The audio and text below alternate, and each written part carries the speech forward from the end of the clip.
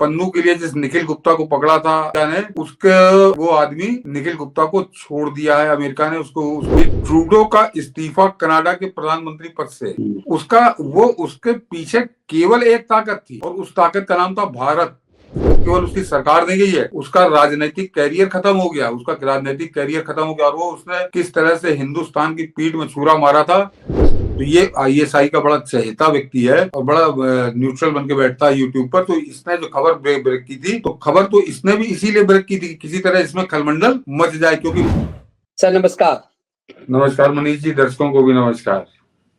Sir 3.5 साल में लगता है पहली बार एक दिन से ज्यादा लगातार आपका जो है ब्रेक हुआ है। तो व्यूअर्स ने मान लिया कि आप लंबी छुट्टी पर हैं, तो वो भी आपको सजा देने के मूड में हैं। बहुत डिमांड चल रही थी कि सतीश जी कहाँ चले गए हैं, आप बताते क्यों नहीं हैं। हमने उनसे कहा कि वो यात्रा पर हैं और ये भी जीवन में जरूरी होता है, चाहे वो तीर्थाटन हो या ऐसे यात्रा हो देश और दुनिया को समझने के लिए। उम्मीद करते हैं कि आप उसका आनंद ले रहे होंगे। लेकिन इस बीच तक देश में बहुत सारे धमाके हुए। आप कह रहे हैं कि मोदी ने जो धमाका किया जिसकी चर्चा ही नहीं हो रही है, उस धमाके से दुनिया दहल जाएगी। मोदी के किस धमाके की बात कर रहे हैं जिससे दुनिया दहल जाएगी? मनीष जी, इससे पहले मोदी धमाका एक कर चुके हैं। कतर का याद करिए कि जिस समय 8 लोगों को फांसी की सजा वहां की सरकार ने बाकायदे फांसी की सजा सुना दी थी, और उसके बाद यहाँ खैराती या बाकी जो पाकिस्तान जो है हमारे दुश्मन थे देश, वो सब बड़ा जश्न मना रहे थे। और हम लोगों ने तब भी कहा था कि कुछ नहीं होगा और ये सब वापस आएंगे, और वही हुआ। साल भर लगा उसके अंदर, वो काम वापस हुआ। और अब की उससे बड़ा धमाका एक तरह से हो चुका है। और खैराती, हिंदुस्तान के कुछ खैराती सक्रिय हुए हैं, आज ही से सक्रिय हुए हैं कि वो उसको नकारने में जुटे हुए हैं और उस बात को कैसे आगे बढ़ाया जाए वो बढ़ा रहे हैं। लेकिन जो अभी 5 दिन पहले पाकिस्तानी पत्रकार ने कहा था, कमर चीमा ने, तो उसको थोड़ा नजरअंदाज किया गया था। लेकिन एक बात अच्छे समझ लीजिए कि वो उसकी कोई हैसियत नहीं है कि उसके कहने से कुछ मामला बिगड़ जाएगा या उसके कहने से कुछ बन जाएगा। वो अपनी सूचना देकर अपनी जो है प्रासंगिकता को बता रहा था, लेकिन उसके बाद भी लोग शांति संभाले हुए थे। लेकिन कल ही एक ऐसे सज्जन ने उसको ब्रेक किया है कि उस पर अविश्वास का कोई कारण फिलहाल नहीं बनता कि पन्नू के लिए जिस निखिल गुप्ता को पकड़ा था अमेरिका ने, उसके वो आदमी निखिल गुप्ता को छोड़ दिया है। अमेरिका ने उसके ऊपर से सारी धाराएं हट के, मतलब केस एक तरह से खत्म हो रहा। और अगर ऐसा होता है तो ये बड़ा धमाका होगा नरेंद्र मोदी की विदेश नीति का, उनके विदेश मंत्री S जयशंकर का। और उसके पीछे कारण समझिए मनीष जी कि अभी 5 दिन की यात्रा पर जयशंकर गए थे अमेरिका। क्यों गए थे? वहां पे तो पूरी सरकार ही बदलने जा रही है। जो वहां पे विदेश मंत्री है उनका कोई मतलब नहीं है, जो प्रेसिडेंट है उसका कोई मतलब नहीं है। तो कौन सी सरकार से वो बात करने गए थे? और ये कहा गया कि S जयशंकर निजी यात्रा पर है, उनकी व्यक्तिगत यात्रा है। तो जरा ये भी दर्शक समझ लें कि वो भी उस प्रधानमंत्री के विदेश मंत्री है जिसने पिछले 10 साल से कोई निजी यात्रा नहीं किया, कोई निजी छुट्टी नहीं ली।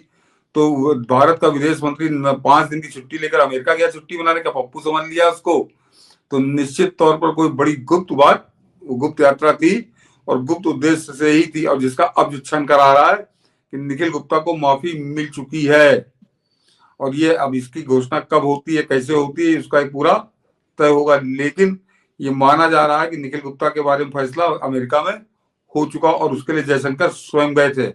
और उसके अलावा जयशंकर की यात्रा के अलावा मनीष जी छोड़िए, अभी दर्शकों को ध्यान होगा कि अभी 3-4 दिन पहले वो डेविड सुलिवान, क्या नाम है, सुलिवान जो उनका NSA है, उसने भारत की यात्रा की। तो वो 20 दिन के लिए यात्रा करने आया है, जब उसकी सरकार ही जाने वाली है। बाइडेन के हाथ में कुछ रहने नहीं है और 20 जनवरी से वहां नई सरकार सत्ता संभालने जा रही है। तो डेविड सुलिवान यहाँ पे क्या समझाने आया था या यहाँ पर कौन सा सौदा करने आया था? तो ये दोनों यात्राएं अपने आप में उस बात को मजबूत करती हैं कि निखिल गुप्ता का फैसला हो चुका। और इसीलिए मैंने आपको बताया कि वो, आप जरा कतर वाला याद करिए, कैसा जश्न यहाँ पे मना रहे थे खैराती, कैसे टांट कस रहे थे, लेकिन उसका नतीजा क्या निकला था ये यहाँ जरा ये। और कमाल की बात ये है सर कि खलिहर लतिहरों ने ये, पहले इसको समझ लेते हैं जी। हाँ, जरा ये देखिए, ये और आज ही से हिंदुस्तान के कुछ अखबारों ने जो बड़े बड़े मोदी के प्रिय हैं, मतलब विरोध के सिवाय विरोध का बीड़ा उठाए हैं, कि इंडियन एक्सप्रेस ने छापा कि Pannun assassination plot in US jail, Nikhil Gupta says no visit from embassy in 7 months। ये आज की खबर ये छाप रहा है आदमी, कि निखिल गुप्ता ने कहा कि हमसे कोई आज तक भारत का कोई आदमी मिलने नहीं आया, 7 महीने हो गए मुझको बंद हुए। तो पहले जरा मनीष जी इसी खबर पर बात करते हैं कि ये कैसे प्लांटेड खबर है। दर्शक इसको समझें कि जो निखिल गुप्ता को बड़े हाई सिक्योरिटी में बंद रखा है अमेरिका ने, और किसी कोई आदमी मिल नहीं पा रहा उससे, और उससे अखबार के संवाददाता मिल लिया उससे, और उसने पूरी कहानी, कहानी इनको सुना दी। तो ना तो इसका संवाददाता उससे मिला, और ना उसने अपनी कोई राम कहानी सुनाई। और क्योंकि मैं इसलिए कह रहा हूं, ये लिख तो एक्सक्लूसिव रहा है, लेकिन आज कम से कम आधा दर्जन अखबारों में बिल्कुल यही हेडिंग और बिल्कुल यही कहानी अपने अपने अखबारों में दोहराई, और सब अंग्रेजी के अखबार हैं, ये भी दर्शक समझ लें। तो ये एक तरह से जैसे सोरोस प्लांटेड, कि अब वो जो निखिल गुप्ता का खेल बना के आए हैं जयशंकर, उसको बिगाड़ने के लिए ये कर्म शुरू हुए हैं। लेकिन इनकी समझ में नहीं आ रहा कि ये कोई ऐसा नहीं कि जयशंकर अचानक चले गए और 5 दिन जाकर उन्होंने कोई दोस्ती निभा दी। अब जरा बगल वाली खबर पे आ जाइए मनीष जी, कि Nikhil Gupta will be quietly sent back to India, और ये खबर है 21 अक्टूबर 2004 की। दर्शक को समझे, और इसको मनीष जी कनेक्ट करना पड़ेगा इस दोनों खबर को। हाँ जरा, Nikhil Gupta will be quietly sent back to India, और अक्टूबर 21 2024, यानी करीब 2.5 महीने इसको हो रहे हैं। और ये कहा किसने, जरा ये भी बता दूं कि ये कोई संघ वाला नहीं कह रहा, कोई भाजपा वाला नहीं कह रहा, कि the India will rightly say as the trial gets closer for Nikhil Gupta, they are going to want to make sure that he doesn't talk, and they are going to put pressure on Mr. Gupta to make some deal where the evidence does not come out. The Indians will rightly say, as they should how, जरा ऊपर करिए Manish ji, should how come it's all right when you assassinate your enemies in other people's countries? How come Justin Trudeau puts out a tweet applauding the assassination of Osama bin Laden's number 2 Ayman al-Zawahiri with a Hellfire missile fired by Americans? Why is it okay when you do it and we can't do it? और ये कह रहे हैं Terry Milewski, author of blood for blood 50 years of the global Khalistan project. ये एक विदेशी पत्रकार और विदेशी बाकायदे इंटरव्यू दे रहा है, और Rediff.com को दे रहा है, और आज से 2.5 महीने पहले दे रहा है। कह रहा है कि बड़ा लंबा इंटरव्यू है इनका, उसको हम लोग पूरा दिखाई नहीं सकते, कि उन्होंने कहा कि इसको चुपचाप निखिल गुप्ता को भेज दिया जाएगा। और ये बात उसने 21 अक्टूबर को कही थी, और आज जो है जब हम 21 जनवरी की तरफ आ रहे हैं, तो समझिए 3 महीने होने जा रहे हैं, वही बात उसकी फलीभूत होने जा रही है या हो चुकी है। उसकी घोषणा कैसे होगी, घोषित कैसे होगा, ये अब ये तो सरकारें तय करेंगी दोनों। लेकिन मनीष जी, कि ये अगर ऐसा होता और ये हो चुका है, जैसा फिलहाल अभी तक की जो पुष्ट खबरें हैं, कि तो हिंदुस्तान पूरी दुनिया को चौंकाएगा, क्योंकि इस पर कोई राहुल गांधी के बाप की तरह कोई कि 15,000 लोगों के हत्यारे को नहीं छोड़ा जाएगा निखिल गुप्ता के पक्ष में, कि जिस तरह से एंडरसन को छोड़कर वो किसको छुड़ा के लाया था, उसको नाम मैं भूल रहा हूँ, देखिए वो जो मुल्ला था जो आतंकवाद में बंद था पाकिस्तान में, मोहम्मद यूनुस का लड़का था, उसको छुड़वा के लाया था राजीव गांधी अपने प्लेन में। तो ऐसी कोई सौदेबाजी नहीं हो रही निखिल गुप्ता के लिए। ये भारत की रंगबाजी का एक बड़ा भारी सबूत ये होगा। और इस रंगबाजी को जरा एक और मनीष जी बताता हूँ, कि अब जरा इसको जोड़िए कि उसको लोगों ने हिंदुस्तान में, खासकर यहाँ के खैरातियों ने, यहाँ की प्रेस ने बहुत हल्के में निपटा दिया। हम लोग तो यात्रा पे खैर, कि ट्रूडो का इस्तीफा कनाडा के प्रधानमंत्री पद से, उसके पीछे केवल एक ताकत थी, और उस ताकत का नाम था भारत, सिर्फ भारत। क्योंकि ट्रंप को तो अभी जुम्मा है, चाहे मुश्किल से 2 महीने हुए, नवंबर में उनका चुनाव हुआ है, और उसके बाद अभी 20 जनवरी को उनको संभालना। ट्रंप अपने बयानबाजी उनकी चल रही थी कि इसको 51वां स्टेट बना देंगे, 52वां स्टेट बना देंगे। अभी ट्रंप ने ऐसा कुछ किया नहीं था ना, ऐसा कुछ संकेत था। और ट्रूडो की जो कुर्सी गई है, वो पिछले 1 साल की रचना थी, और वो रचना कौन कर रहा था? ट्रूडो का दुश्मन कौन था इस पूरी दुनिया में? ट्रूडो का दुश्मन केवल एक आदमी था, उसका नाम था नरेंद्र मोदी, और उस देश का नाम था भारत। और भारत ने रचना उसी दिन रचनी शुरू कर दी थी जिस दिन अपने दूतावास से सारे अधिकारियों को वापस बुलाया था। और उसके बाद जो जो घूमा, मनीष जी अगर याद होगा हम लोगों ने एक बार जब जिक्र किया था तो ये इशारा किया था कि ये अभी ट्रूडो की समझ में नहीं आ रहा। और याद करिए जिस समय किसान आंदोलन यहाँ पे हुआ था तो 25,000 ट्रक वालों ने ट्रूडो का घर घेर लिया था कनाडा के अंदर। और उसके बावजूद इस मूर्ख की समझ में नहीं आया कि किससे टकरा रहा है, किस आदमी से लड़ने जा रहा है। लेकिन अब की वो तो एक ट्रेलर था, एक इसको एक तरह से समझाया गया था कि कुछ समझ में आ जाए तुम्हारी कि तो पलट के जवाब तुमको हम कैसे दे सकते हैं, लेकिन ये समझा नहीं, ये और बेलगाम हुआ। और उसका नतीजा अब ये पॉइंट ऑफ नो रिटर्न पे पहुंचा कि ट्रूडो के इस्तीफे का कोई दूसरा कारण ही नहीं है मनी, सिर्फ हिंदुस्तान का सीधा हस्तक्षेप, और सीधा हस्तक्षेप में सीधी मार। तो एक तरह से और जरा गौर करिए कि वो ट्रूडो का इस्तीफा कब हुआ है, जिस समय एस जयशंकर अमेरिका के अंदर थे, जयशंकर अमेरिका में थे और इधर ट्रूडो अपना इस्तीफा सौंप रहा था। ट्रंप के तो ट्रंप बयानबाजी है, ट्रंप का कोई अगर आप कार्यशैली की बात करिए या कोई कार्य योजना की बात करिए तो अभी ट्रंप उस स्थिति में ही नहीं है कि उसको कहीं वो लागू करें, वो तो केवल बातें कर रहे थे। और बिडेन अपने लड़के से ज्यादा उसको मान रहा था, किस तरह से उसको गोद में लिए घूम रहा था। तो ये चीजें जो है अपने आप में बता रही हैं कि नरेंद्र मोदी शतरंज जो है कितनी गजब की खेल रहे हैं।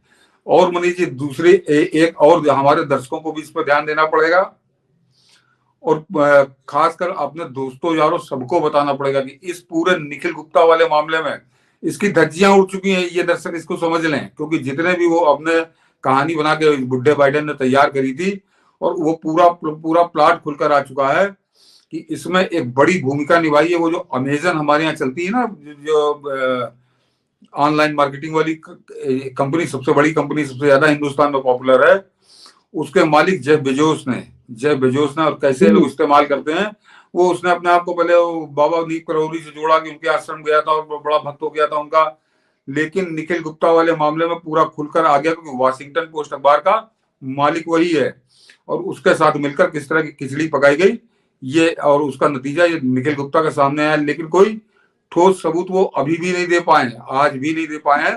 जैसे निज्जर के मरने के बाद छाती तो बड़ी कूटी ट्रूडो ने, लेकिन ट्रूडो कोई सबूत नहीं दे पाया दुनिया को और कनाडा को भी नहीं दे पाया। लेकिन पलट के उसके साथ क्या हुआ, अब वो दुनिया देख रही कि उसका वो केवल उसकी सरकार नहीं गई है, उसका राजनीतिक कैरियर खत्म हो गया, उसका राजनीतिक कैरियर खत्म हो गया। और वो उसने किस तरह से हिंदुस्तान की पीठ में छुरा मारा था इसको अभी दर्शक जानेंगे। और थोड़ा मैं अभी हिंट कर दूं कि रमनजीत सिंह नाम था उसका, 2022 में अज्ञात वीरों ने एक आदमी को वहां निपटाया था मनीष जी, कनाडा के अंदर।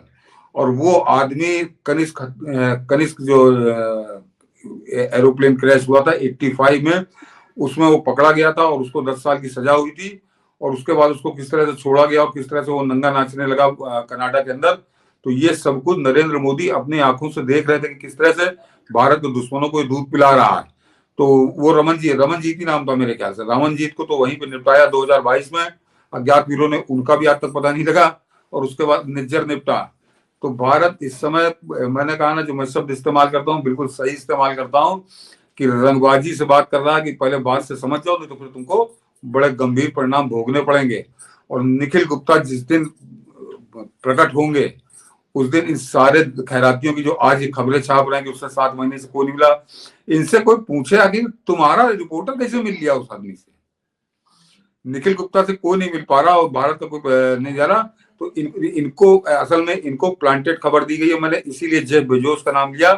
अब वो मजबूर है धंधे की वजह से अपने क्या या CIA के दबाव में था कि वॉशिंगटन पोस्ट ने ही इस पूरी कहानी की छापी निखिल गुप्ता को फंसाने वाली है, दुनिया भर के उसमें प्रपंच हुए, उसमें निखिल गुप्ता को उन्होंने कॉन्फिडेंस में लेकर ये सब करवाया था। तो जब निखिल गुप्ता वॉशिंगटन पोस्ट कर सकता तो यहाँ हिंदुस्तान में खैराती ये जो छाप रहे हैं आज, ये सिर्फ इसलिए छाप रहे हैं कि किसी तरह से निखिल गुप्ता वाले मामले में खलमंडल पड़े। लेकिन खलमंडल पड़ेगा नहीं मनीष जी। और इसीलिए मैं दर्शकों को कहूंगा कि संभवतः 5 दिन पहले मनीष जी ने उस वीडियो को दिखाया भी था कि सबसे पहले ये खबर पाकिस्तान से ब्रेक हुई थी, क्योंकि पाकिस्तान अपने ज्यादा हिंदुस्तान पे निगाह रखता है कि हिंदुस्तान क्या कर रहा है और खासकर उसके दुश्मनों पर निगाह रखता है, उसके लिए बुरी खबर बड़ी निगाह रखता है। सुन लेते हैं उसे, व्यूअर्स को याद आ जाएगा जो दोस्तों एक बड़ी डेवलपमेंट है और वो डेवलपमेंट है, मैं आपको कह रहा था कि डॉक्टर जयशंकर का जो अमेरिका का दौरा है वो बड़ा साइलेंट दौरा है। डॉक्टर जयशंकर जब अमेरिका जाते हैं तो बहुत ज़्यादा मुलाकातें होती हैं, एक दिन में कई कई मुलाकातें होती हैं। लेकिन इस दफ़ा जो मुलाकातें हुई हैं, उन मुलाकातों के अंदर एक तो मुलाकातें चंद हुई, दूसरा ज़्यादा मुलाकातें नहीं हुई, तीसरा ऐसे लग रहा था कि ज़्यादा दिन वो अपने पर्सनल टाइम गुजार रहे हैं। तो ये जो बात चल रही थी कि जयशंकर साहब कहाँ हैं, तो उसकी मैंने थोड़ी-सी जो है वो जाँचकारी करने की कोशिश की है। तो मुझे ये पता चला है कुछ सोर्सेज़ से कि डॉक्टर जयशंकर जो हैं वो एक इम्पोर्टेंट इंडियन को अमेरिका की कस्टडी से छुड़वा के निकले हैं। और एक आप समझ लें कि और मैं बता देता हूँ वो कौन है, ऐसी बात नहीं है। मुझे थोड़ा-सा इस पे वो जिसे कहते हैं ना, ज़रा प्लॉट बिल्ड करने दें। आपको याद होगा कि अमेरिका की एक कोर्ट ने इंटरवीन किया, अमेरिकी जस्टिस डिपार्टमेंट ने इंटरवीन किया और वो इसलिए इंटरवीन किया कि अगर आपको याद हो कि एक इंडियन शख्स थे जो कि अमेरिका के अंदर थे और उनका नाम पन्नू था। अगर आपको इसने ये आपको जिसे कहते हैं ना गुरपतवंत सिंह पन्नू, गुरपतवंत सिंह पन्नू जो है उनके बारे में ये था कि इंडिया की डीप स्टेट ने एक किसी ऐसे शख्स को हायर किया है, एक हिटमैन को हायर किया है टू असैसिनेट पन्नू और उसका नाम था निखिल गुप्ता। ठीक है जी। ये कह रहा छुड़वा करके वापस आ चुके हुए हैं, मतलब छुड़वा चुके हैं। ये मैंने कहा ना, ये पाकिस्तान की सीआईए कह लीजिए, जिसको सीआईए कहा जाएगा, जो आईएसआई है वो पाकिस्तान की सीआईए है, या सीआईए ही आईएसआई को चलाती है। और ये उसका बड़ा खास आदमी है। दर्शकों को जो थोड़ी रुचि रखते हैं उनको याद होगा कि अभी 2-3 साल पहले तक, जब तक इसने यूट्यूब चलाना नहीं शुरू किया था, तो ये हिंदुस्तान के न्यूज चैनलों पर पाकिस्तान का विश्लेषक बनकर बैठता था ये। और वह हिंदुस्तान के न्यूज चैनल पे कोई भी आदमी तब तक नहीं आ सकता जब तक आईएसआई उसको अपनी क्लीन चिट इजाजत नहीं, ना दे। हाँ, जब तक बिल्कुल उसको बिल्कुल। ग्रीन सिग्नल नहीं मिलता तब तक वो नहीं आके यहाँ पे बयानबाजी कर सकता। तो ये आईएसआई का बड़ा चहेता व्यक्ति है और बड़ा न्यूट्रल बन के बैठता है यूट्यूब पर। तो इसने जो खबर ब्रेक की थी, तो खबर तो इसने भी इसीलिए ब्रेक की थी कि किसी तरह इसमें खलमंडल मच जाए, क्योंकि भारत ने अभी तक इस पर कोई रिएक्शन नहीं दिया, ना कहा है, ना हाँ कहा है। भारत ऐसा बिहेव कर रहा है जैसे उसको कुछ मालूम ही नहीं है, या उसका कुछ इस बात से कोई लेना देना नहीं। लेकिन अंदर क्या है ये उसने खुद बताया कि जयशंकर 5 दिन वहां बड़ा पर्सनल टाइम व्यतीत कर रहे थे। तो पर्सनल टाइम व्यतीत करने वाले जयशंकर तो कम से कम कतई नहीं है। जो उनका पिछले 10 साल का हम लोगों ने कार्यकाल देखा है, 5 साल विदेश सचिव और उसके बाद विदेश मंत्री के रूप में, और 5 दिन अमेरिका के अंदर, तो कोई प्रश्न ही पैदा नहीं होता। तो बड़ा खेल हो रहा था और बड़े खेल का बड़ा परिणाम ये सामने आएगा। लेकिन मनीष जी, जो खैराती की बात है, तो याद करिए, मैं जरा अब पाकिस्तान की इसमें रुचि बताता हूँ कि सोरोस तो एक अलग है, कि बासित अली जो यहाँ पर हाई कमिश्नर था हिंदुस्तान में पाकिस्तान का, उसने बाकायदा पाकिस्तान के एक इंटरव्यू में कहा था कि कोई हिंदुस्तान का अखबार उन दिनों लिख नहीं रहा था, तो मैंने अपने एक पत्रकार से कहा जिसका नाम शोभा डे था, और उसने फिर मुसलमानों के बारे में लिखना शुरू किया। तो उसके बाद शोभा डे आगे बड़ी गाली वाली उसको देने लगी थी, लेकिन गाली देने से कोई फायदा होता नहीं, क्योंकि बासित अली जिस समय की बात कर रहा था, उस समय के बाद उसी समय शोभा डे का बड़ा लंबा खर्रा सारे अंग्रेजी अखबारों में हिंदुस्तान के छपा था और मुसलमानों के चक्कर में छपा था। तो बासित अली की बात जो है वो परिस्थिति जन साज के रूप में मौजूद थी। शोभा डे के गाली देने का कोई मतलब नहीं था, कहीं अपने आप को सही नहीं सिद्ध कर पा रही थी। तो पाकिस्तान इतनी गहरी निगाह रखता है, इतना गहरा हस्तक्षेप करता है, और वो 5 दिन पहले इस बात की घोषणा कर चुका। और अब जो है हिंदुस्तान के कुछ लोगों ने जो उसके पुष्टि करनी शुरू की है, तो निश्चित तौर पर आने वाले समय में हम लोगों को बड़ा धमाका मिलेगा। भारत को गर्व होगा इस बात पे। बिल्कुल। देखिए, यहाँ भारत को गर्व की बात है। दूसरी तरफ आपको याद होगा कि एक फोटोशॉप बना करके एस जयशंकर को अपमानित किया जा रहा था कि मोदी के लिए भीख मांगने गए ट्रंप से इनविटेशन लेने के लिए कि राष्ट्रपति शपथ ग्रहण समारोह में, और वो व्हाइट हाउस के सामने। फिर उसके बाद कई वेबसाइटों ने इसको फेक न्यूज करार दिया। ये इस स्तर का षड्यंत्र, मतलब इनको पता था कि वो विदेश गए हैं, और ये पूरी साजिश इस रूप में। जब इनका सच सामने आएगा मतलब ये इस लेवल का अपमान अपने ही देश के विदेश मंत्री का कर रहे थे कि वो भीख मांगने गए हैं। मैं मनीष जी इनको विरोधी कहता ही नहीं ना, मैं इनको विरोधी मानता हूँ। ये कुत्ते हैं, कुत्ते। और इनको सिर्फ एक काम दिया गया है कि तुम भौंको, तुम केवल भारत के खिलाफ भौंको, भारत के प्रधानमंत्री के खिलाफ भौंको, या भारत का जो भी मंत्री, चाहे वो विदेश मंत्री हो चाहे वित्त मंत्री हो, जो भी अच्छा काम कर रहा है, जो देश का भला कर रहा है, देश का गौरव बढ़ा रहा है, उसके खिलाफ तुम भौंको। तो ये कुत्ते हैं, इनसे आप कोई किसी प्रकार की कोई उम्मीद कर ही नहीं सकते ये कोई ढंग का काम करेंगे। इनको शर्म नहीं आई थी जो जिस समय इन्होंने वो जयशंकर का बना के कार्टून छापा।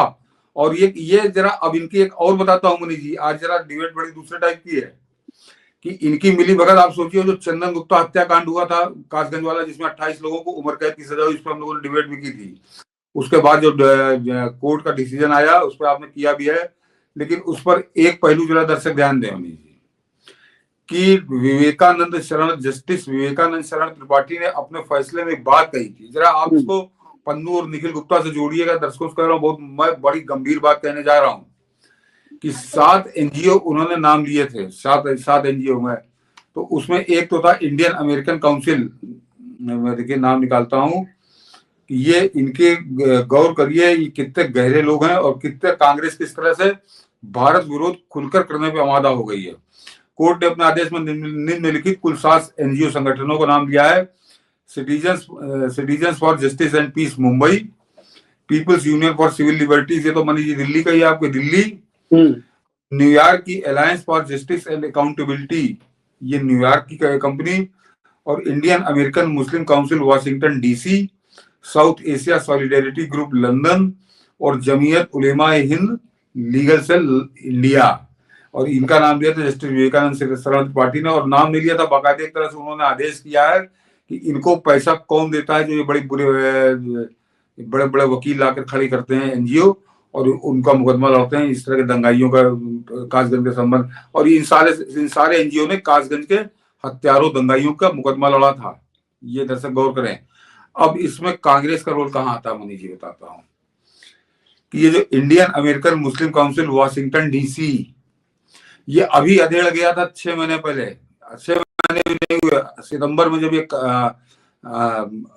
अपनी अमेरिका यात्रा में था, तो इसकी स्पेशल 2-2, 3-3 मीटिंगें हम Indian American Muslim council Washington DC के साथ हुई थी। बिल्कुल याद आएगा दर्शकों को क्या कर रहा था, जिसके बारे में हिंदुस्तान की अदालत ये बता रही है कि ये देश विरोधी तत्वों के इस तरह से मदद करते हैं, उनको पैसा पहुंचाते हैं। ये किया था। एक नाम और बताता हूँ मनीष जी, क्योंकि उसको लोगों ने ध्यान नहीं दिया कि रिहाई मंच मेरे लखनऊ को मंच है। इतना तो दर्शक समझ गए होंगे, लेकिन अभी जरा आगे बताता हूँ कि कांग्रेस से कितने गहरे संबंध है इनके साथ, कि उसका जो सर्वे सर्वा है एक तरह से रिहाई मंच बनाने वाला, उसका नाम है SR दारापुरी। वो आईपीएस है, रिटायर्ड आईपीएस है। उस दारापुरी से मिलने प्रियंका गांधी स्कूटर पर बैठ के उसके घर गई थी, क्योंकि सीएए का दंगा चल रहा था। सीएए का यहाँ पे योगी बाबा ने कर्फ्यू लगा रखा था, पुलिस उसको नजरबंद कर दिया था, उसको घर में नजरबंद किया था दारापुरी को। और वो आदमी इतना इंपॉर्टेंट था कांग्रेस के लिए कि दारापुरी के साथ एक लफंगे के साथ बैठकर स्कूटर पर पीछे बैठ के प्रियंका गांधी मिलने उसके घर गई थी और उसके पक्ष में बयान दिया था। और उस रिहाई मंच को जस्टिस विवेकानंद शरण त्रिपाठी ने नंगा कर दिया, कहा कि किस तरह से देश विरोधी तत्वों का ये मुकदमा लड़ते हैं। मैं भूल रहा हूँ, दो रोहिंग्या सरगना है, उनके लिए कोर्ट ने कहा कि ये 6 सुप्रीम कोर्ट के बड़े नामी वकील इन रोहिंग्या गुंडों के लिए कैसे खड़े हो गए, इनको पैसे कौन दे रहा है। और इस पर कम से कम योगी बाबा ध्यान दें, क्योंकि इलाहाबाद हाईकोर्ट का ही फैसला है। और केंद्र सरकार को तो तत्काल इन सारे एनजीओ को स्कैनिंग करानी चाहिए कि आखिर इनको पैसे कहाँ से आ रहे हैं, कौन दे रहा है, किस लिए दे रहा है। तो मैंने बताया कि कांग्रेस का तो सीधा कनेक्शन मैंने 2 आपको बताए। और वो जो PUCL है मेरे ख्याल से वो भी प्रशांत भूषण वगैरह उसमें जुटे हुए मनीष जी, कि public union for civil liberties जो है वही चलाता है, प्रशांत भूषण ही चलाता है इसको मेनली। तो इन सबका नाम लेकर जस्टिस ने कहा है। तो इस तरह के आस्तीन के सांपों से घिरा हिंदुस्तान, और नरेंद्र मोदी कितने गजब की लड़ाई लड़ रहे हैं कि जो भी वो मोर्चा जीतते हैं वो ऐतिहासिक मोर्चा होता है। और ये निखिल गुप्ता वाला मोर्चा भी ऐतिहासिक ही है। इसीलिए तब समझ में आता है कि इसी को काट के लिए किस तरह से देश के विदेश मंत्री को अपमानित किया गया कि वो नरेंद्र मोदी के इनविटेशन लेने के लिए गए। सर इन बेचारों को तो राहुल गांधी के बना के कार्टून लगाने चाहिए थे कि तुम वो इंडियन अमेरिकन मुस्लिम जिसके बारे में हिंदुस्तान की अदालतें कह रही हैं कि गुंडों, दंगाइयों, हत्यारों, बलात्कारियों के मुकदमे लड़ने के लिए पैसे देती है, तो उस अधेड़ राहुल गांधी का कार्टून बनाकर इनको लगाना चाहिए। बिल्कुल, और इसीलिए मैं कहता हूं कि इन तीनों चीजों को यदि समझेंगे तो मोदी संदेश देते हैं। सर, जो ये ट्रूडो के लतियाए जाने से 2 दिन पहले इस फ्रेम के कुछ ना कुछ तो मायने होंगे जो प्रधानमंत्री ने ट्विटर हैंडल पे डाला। ये कोई बहुत जरूरी तो था नहीं। तो क्या आपको लगता है कि ये कनाडा में रह करके खालिस्तानी एजेंडा चला करके और ये जो फ्रेम जारी किया गया, इस फ्रेम के कुछ तो मायने होंगे? मैंने ये नरेंद्र मोदी ने ट्रेलर दिया था और हम लोगों ने उस दिन मोदी जी कहा भी था, मैंने कहा था उस दिन कि नरेंद्र मोदी उसके पास जाके नहीं गए, उसके पास नहीं गए और न नरेंद्र मोदी उसको कोई कनपट्टी में रिवॉल्वर लगा के आए कि तुमको हमारे यहाँ आना पड़ेगा, बहुत से गाली देने वाले घुमा करते नहीं, कोई मतलब है। वो ये आदमी गाने बजाने वाला आदमी, मैं फिर कह रहा हूँ कि इसका किसी विचारधारा से कोई लेना देना नहीं है, ना तो ये राष्ट्रवादी हो गया ना ये राष्ट्र विरोधी था। इसको क्योंकि वहां माल मिल रहा था, एक तरह से पब्लिक सपोर्ट मिल रहा था खालिस्तानी गुंडों के जरिए, तो ये उधर उनके गाने गा रहा था, उधर उनकी भाषा बोल रहा था। लेकिन अब इसकी समझ में आया कि वो तो पूरा बह गया, वो तो सुनामी आई एक और उस सुनामी में सब बह गया, उसमें जगदीश सिंह भी बह गया, ट्रूडो भी बह गया, पन्नू अपनी जान बचाने को भाग रहा है और पाकिस्तान के हालात आप सब लोग देख रहे हैं।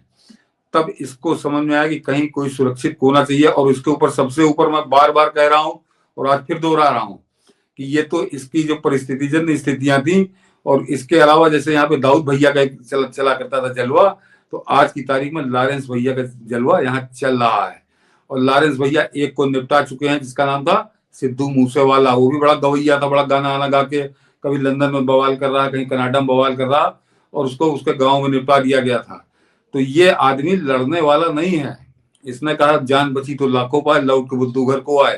तो ये लौट के बुद्धू घर को आया था। अभी खैराती इसको कुछ भी कहें, या हमारे यहाँ लठैत बड़ा गर्म हो गए कि कैसे मिल लिया, क्यों मिल लिया। इतना महत्वपूर्ण आदमी ये नहीं है।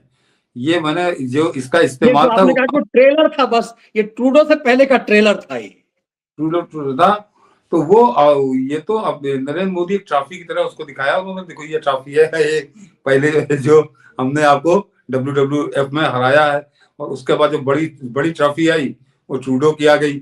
और ट्रूडो के लिए तो मैं कह रहा हूँ कि दुनिया का कोई आके मुझे समझा दे कि ट्रूडो की आखिर ऐसी किससे दुश्मनी थी जो उसको उसकी सरकार ने खा गया, उसी को खा गया। तो सिर्फ एक आदमी का नाम है जिसका नाम नरेंद्र मोदी। बस खलिहर लतियर इसे समझ पाए ना समझे, पूरा भारत इस बात को समझ रहा है अपने प्रधानमंत्री के इस जलवे को।